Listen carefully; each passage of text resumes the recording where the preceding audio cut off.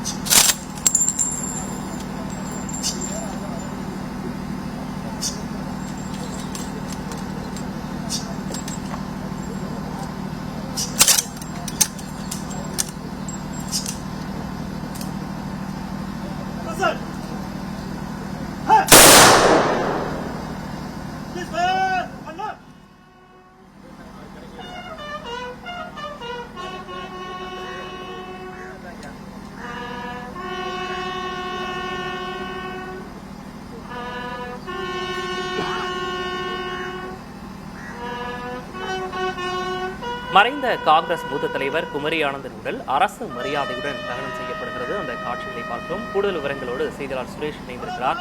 சுரேஷ், நம்ம காட்சியிலே பார்க்கிறோம். கிட்டத்தட்ட 72 துப்பாக்கி குண்டுகள் முழங்க அரசு மரியாதை செலுத்தப்பட்டு வரக்கூடிய அந்த காட்சியை பார்க்கிறோம். என்ன விவரம்? மறைந்த குமரி ஆனந்தனுடைய உடல் இல்லத்திலிருந்து சாலை கிராமத்தில் இருக்கக்கூடிய இல்லத்திலிருந்து ஊர்வலமாக இங்கு வடபழனியில் இருக்கக்கூடிய தகனம் செய்வதற்கான இடத்திற்கு கொண்டு வரப்பட்டிருக்கிறது. ஊர்வலத்தில் ஏராளமானோர் பங்கேற்றிருந்தனர். தற்போது தகனம் செய்யக்கூடிய இடத்திற்கு குமரி ஆனந்தன் உடல் கொண்டு வரப்பட்ட நிலையில் தமிழ்நாடு அரசு சார்பில் அரசு மரியாதை செலுத்தப்படுகிறது.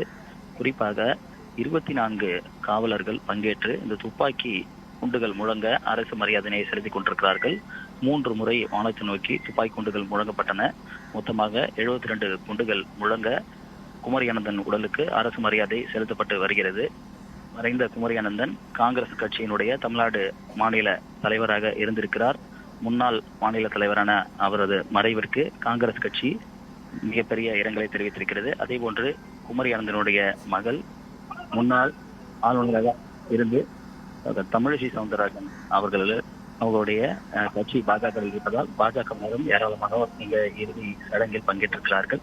இதே போன்று குமரி ஆனந்தருக்கு 3 மகள்கள் மற்றும் ஒரு மகன் என்பதால் அவர்கள் அனைவரும் குடும்பத்தினர் இந்த இறுதி சடங்கில் பங்கேற்றிருக்கிறார்கள். தற்பொழுது அரசு மரியாதையோடு குமரி ஆனந்தனுடைய உடல் தகனம் செய்யப்பட இருக்கிறது. விக்னேஷ், மறைந்த காங்கிரஸ் மூத்த தலைவர் குமரி ஆனந்தன் உடல் அரசு மரியாதையுடன் தகனம் செய்யப்படுகிறது. விவரங்களை வழங்கியமைக்காக நன்றி சுரேஷ்.